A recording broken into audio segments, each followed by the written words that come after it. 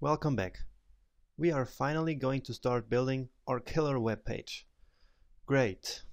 But before diving right in, we gotta have a very clear plan of exactly what we're gonna do. With a good plan, you're already halfway to a great website. Because building a website is not just writing some code. It's much more than that. It's a whole process, from complete scratch to a completely functional website. And I'm going to reveal the 7 real-world steps of that process right now.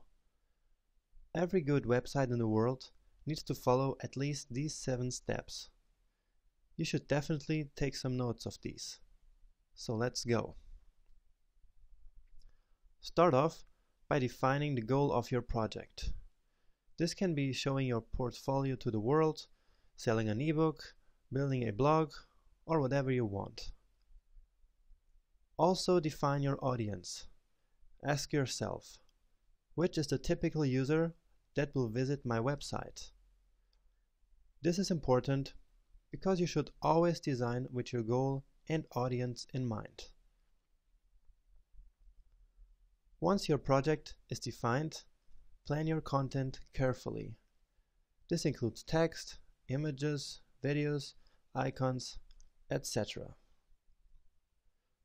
Remember what I told you about visual hierarchy in the web design section? It plays an important role when you start thinking about what you want on your website and what you don't. Defining the content before actually starting the design is called the content first approach. It means that you should design for the content instead of designing a web page and then filling it with some stuff. Also define the navigation and the site structure in this step. You can draw a sitemap in this step if we're talking about a bigger project. Now it's time to get inspired and think about your design. Then get the ideas out of your head. And with that I mean, sketch your ideas before you start designing. It will help you explore ideas and create a concept of what you want to build. Using pencils and paper is a great way of quickly retaining your valuable ideas. And make as many sketches as you want, but don't spend too much time perfecting anything. Once you have an initial idea, you can concentrate on the details when designing in HTML and CSS. I advise you to never ever start designing without having an idea of what you want to build. Getting inspiration is very important in this phase, and I already told you how to do that. Now, after sketching, start to design your website using all the guidelines and tips you've learned in the web design section. You will do that using HTML and CSS, which is called designing in the browser. So, designing in the browser is basically designing and developing at the same time. There are actually more and more designers leaving traditional design programs such as Photoshop and start designing in the browser, such as we are going to do. The biggest reason for this is that you can't design responsive websites in Photoshop. It also saves you tons of time.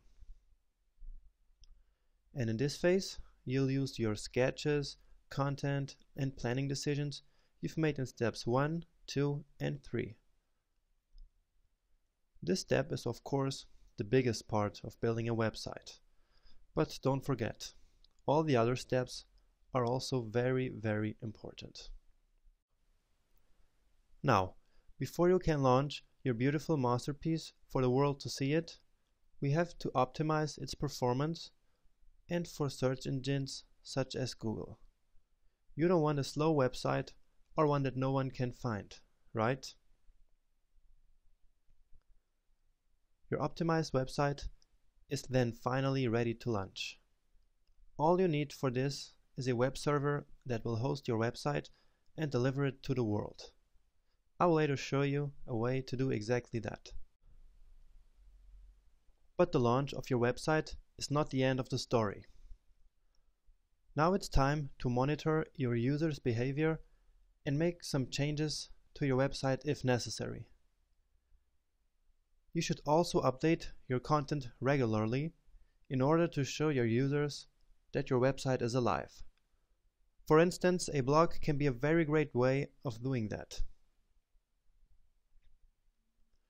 These steps I just showed you are so incredibly important that I also included them in the course ebook, so that you always know where to find them.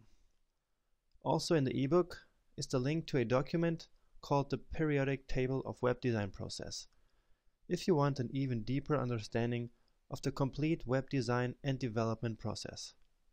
So, make sure to check it out. Now, over the rest of the course, we're going to put these 7 real-world steps into action. After that, we will have a fully functional, beautifully designed and developed website on the internet. Excited? So let's start it.